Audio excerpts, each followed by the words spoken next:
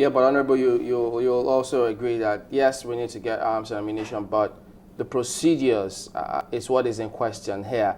I mean, some wonder, if we had informed the South African authorities or the ambassador here, wouldn't he have saved us all of this?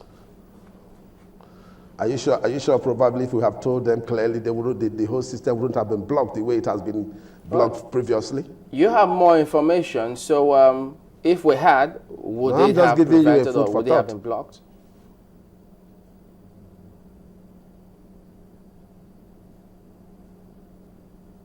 Can you hear me?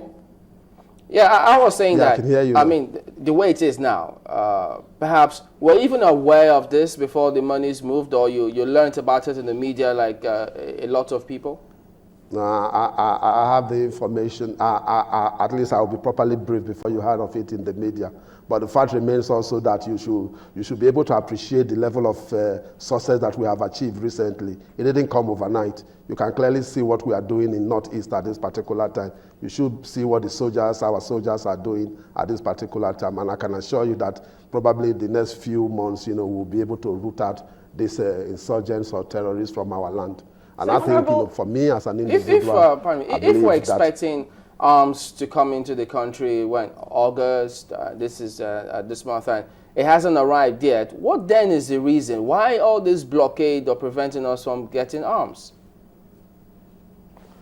Yeah, that's why I said that, there is the need for us to, you see, that something was also there in that executive session when we were properly briefed and we decided to embark on that legislative diplomacy. There's a law in America at this moment, which is the Leahy Amendment or the Leahy Law that, raised the issue of this blockage. It borders on these human rights abuses. And you saw clearly that the Boko Haram men were actually in Nigerian uniform, using Nigerian uniform to cause some of these atrocities. And you see, they are so good in propaganda, and they carried on as if it was the Nigerian army that was causing those mayhem. Why they were the one actually causing the whole mayhem to our own people.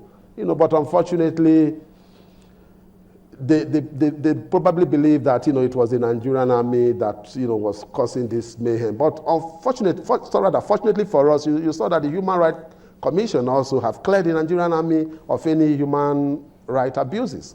They followed all due process, and I believe that with this committee in place, which will embark on this legislative diplomacy, we will be able to overcome these challenges. We are a very law-abiding nation, and we will try as much as we can to abide by international laws and conventions. But on this particular matter for you, Honorable, it would seem that the end justifies the means. Is that what you're saying? Sorry? Are you saying very clearly that the end justifies the means on this matter? For me, yes, I'll tell you yes, because no dead person will have value for money. And I believe that whatever we need to do to protect our citizens, will accept the fact that yes, the ends justifies the means. I don't want to play politics with it. If the opposition really want to be sincere, why did they step that motion aside? Because that motion was listed. It took them another 3 days to come again and reintroduce the motion. Was it an afterthought? Because we were all properly briefed at that particular executive session. But I'm sure that probably they got home and told us now, their masters and said, take an advantage of this position and go ahead and move this motion again. He just told us now that he was not aware of this briefing, and it would have been better if it was debated or looked into in an executive session. And you say he was there. How is that? If he wasn't aware of it, but he told you about the issue of the legislative diplomacy, where did it arise from? It was out of that meeting that we decided that the speaker should embark on legislative diplomacy with the American speaker, the Speaker of the House of Representatives, to address this issue. I heard him very clearly when he mentioned that. And it came out of that particular meeting because we were having challenges in respect of procuring our arms.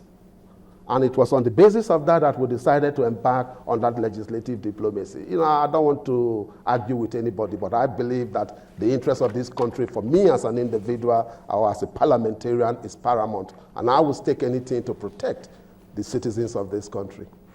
Honorable Ogo, thank you for speaking with us today on Sunrise Daily. My pleasure.